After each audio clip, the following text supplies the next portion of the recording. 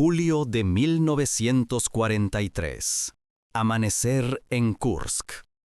El monstruo de acero avanza como si el campo fuese un mar denso. Dentro, 6 hombres respiran aire caliente y olor a aceite. El conductor mira la franja de tierra batida a través de una rendija.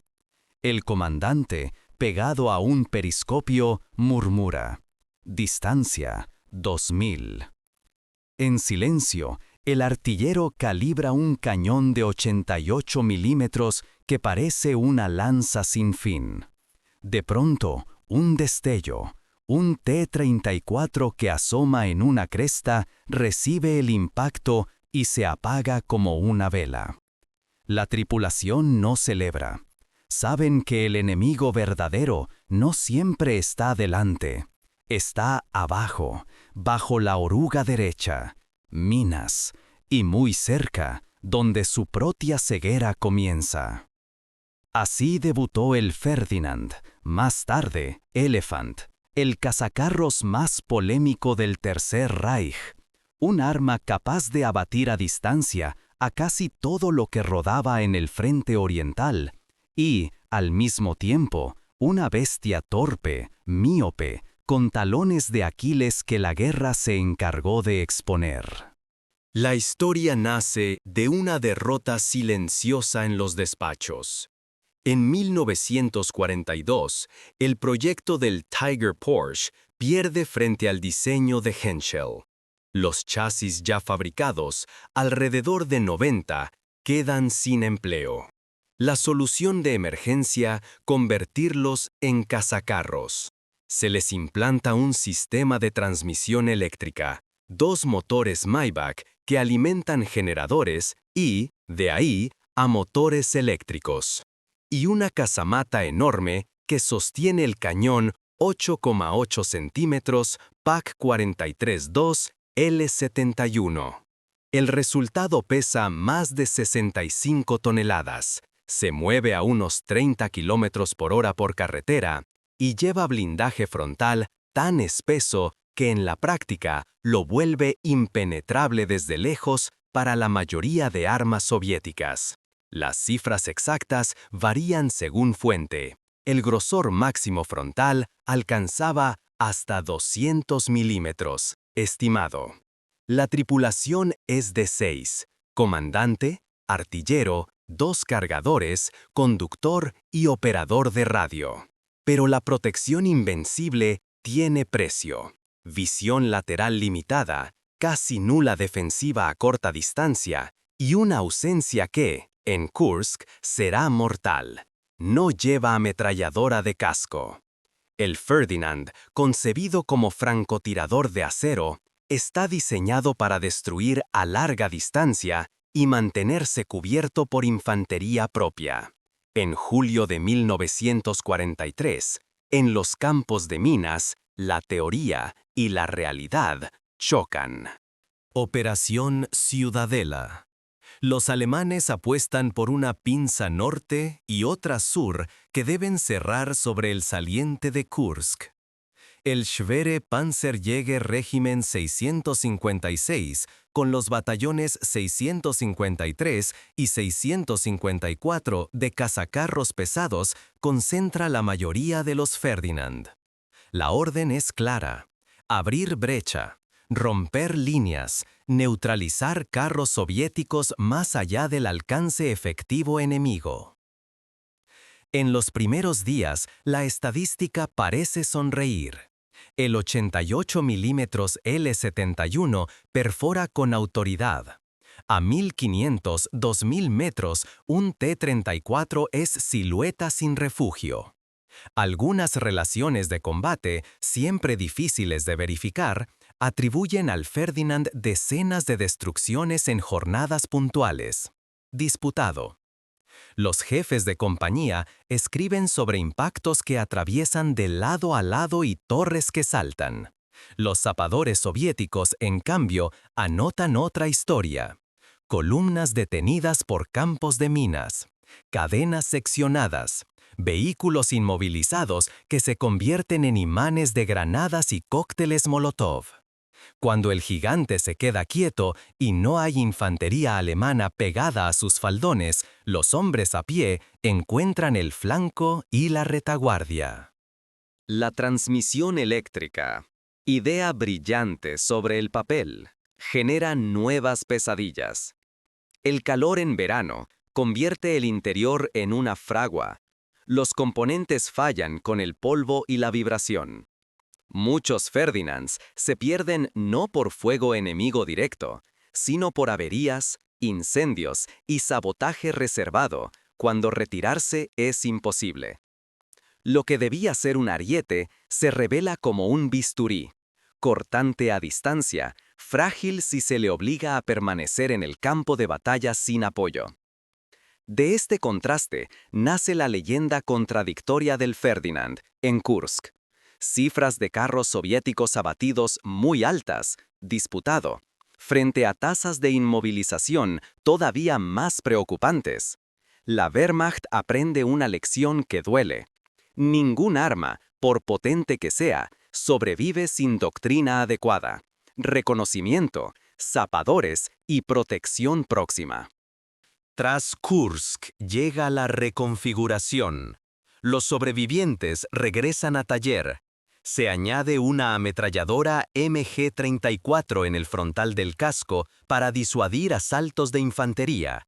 Se instala una cúpula de comandante con mejores periscopios. Se aplica Simerit.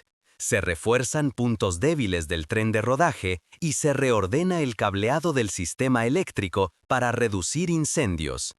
En 1944, con estos cambios, el Ferdinand renace como Elefant. El nombre nuevo no tapa las cicatrices, pero sí mejora su instinto de supervivencia. Una parte del SPZJABT 653 marcha a Italia. Allí, en los llanos en torno a Anzio y Nettuno, la distancia vuelve a ser aliada. En tierra firme, con líneas de fuego largas, los Elefant asestan golpes de precisión. Los aliados aprenden a respetar y evitar los corredores dominados por su 88. Pero el paisaje italiano, con pueblos densos, carreteras estrechas y puentes frágiles, recuerda su peso. Muchas maniobras quedan condicionadas por la simple pregunta: ¿soporta estos 65 toneladas? En el este, los Elefant regresan al escenario donde nacieron. En Ucrania y Polonia desempeñan el papel para el que fueron concebidos. Emboscadas en profundidad, posiciones de caza en lomas y bosques, batir desde lejos cruces y pasos obligados. Aumenta la tasa de supervivencia respecto a 1943 y disminuye la de pérdidas por infantería cercana, siempre que la unidad dispone de granaderos, munición, zapadores y remolque a mano.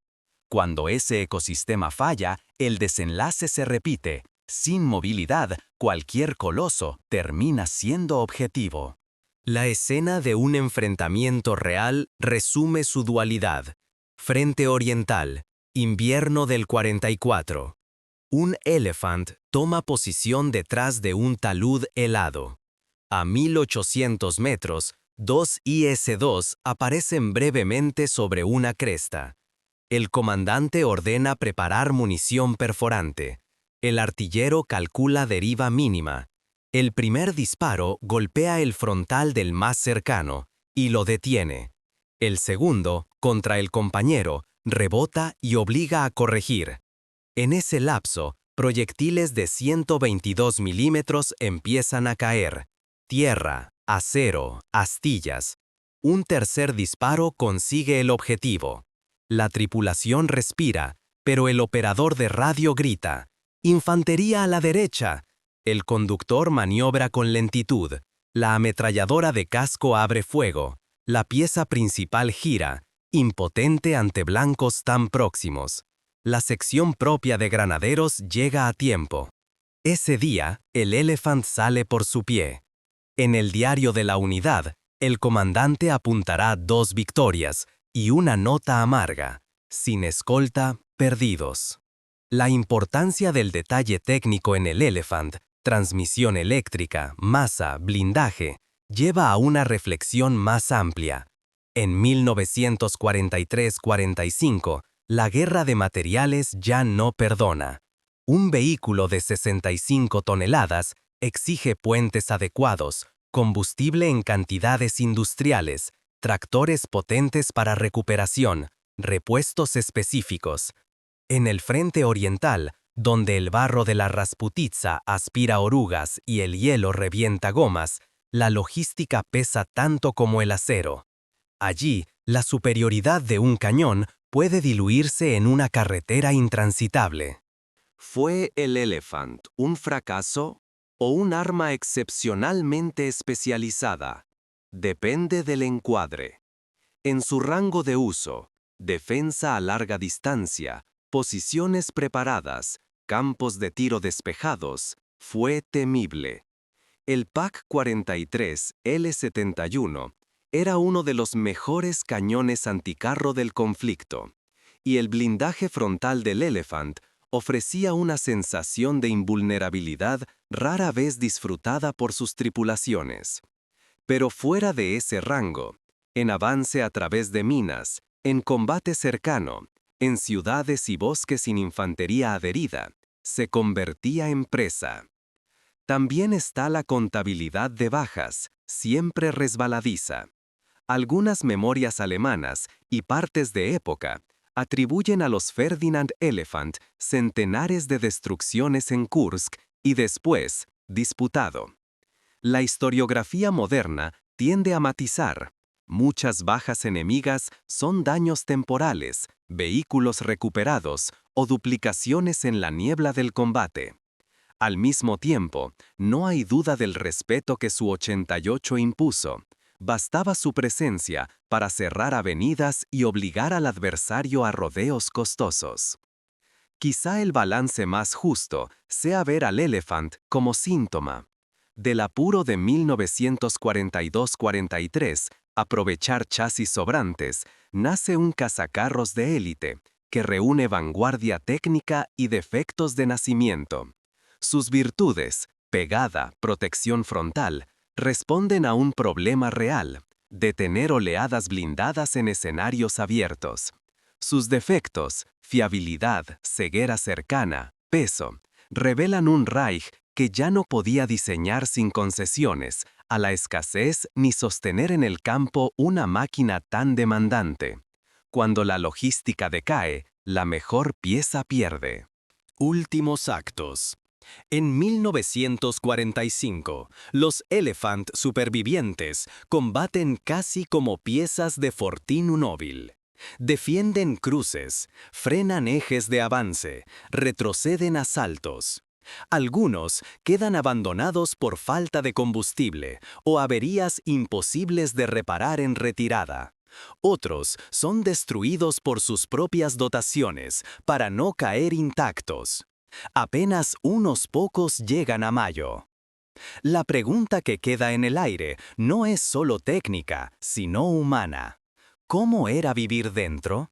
Los testimonios evocan un microcosmos de calor, ruido y disciplina compartida. Los cargadores, con los brazos marcados, hablan de la cadencia que podía mantener el 88 cuando la pieza iba fina. El artillero recuerda la tensión de calcular a 2 kilómetros con el pulso sostenido. El conductor, la sensación de empujar una colina con la frente. Y el comandante, ese equilibrio entre el orgullo de manejar una pared de acero que dispara y el miedo a quedar ciego entre la infantería enemiga. Para muchos, la cúpula nueva del Elephant fue algo más que una mejora, una ventana a la supervivencia. Hay también otro tipo de memoria, la del contrario. Zapadores soviéticos que contaban pasos hasta el lateral ciego. Tripulaciones de T-34 que aprendieron a no exponerse en la línea del 88. Soldados de infantería que al oír el rugido profundo y ver el tubo del cañón asomar por un seto, sabían que ese sector estaba cerrado. La guerra, en ese tiempo y lugar, era aprender al ritmo del fuego. Al final, El elefante pertenece a esa familia de máquinas, cuyo significado trasciende la planilla técnica. Es el retrato de un ejército que, con genio y urgencia, trató de convertir la precisión industrial en ventaja táctica cuando el reloj ya corría en contra. Es también una advertencia. La superioridad puntual de un arma no gana guerras si no puede sostenerse con puentes, camiones, combustible y hombres alrededor. Y es, por último, un espejo de sus tripulaciones, profesionales que hicieron lo que pudieron dentro de una cabina que ofrecía poder y desamparo a la vez. Cae la noche sobre Kursk en nuestra primera escena imaginada. El Ferdinand que abría brecha regresa con la oruga dañada. Lo escoltan granaderos tiznados de polvo. En el interior, el artillero anota los disparos. El conductor, con las manos vibrando, siente aún el golpeteo de cada plancha. Afuera, el silencio. Mañana habrá otra salida, otra línea de horizonte, otra oportunidad de que la lanza alcance antes que la multitud. El acero, por sí solo, no basta. Pero durante unos segundos, cuando el 88 ruge y el objetivo cae, los 6 hombres sienten que la máquina cumple su promesa. Y luego vuelven a mirar al suelo, al flanco, a la espalda. Porque en la guerra real, la que no cabe en las cifras, la amenaza que no se ve, suele ser la que decide el final.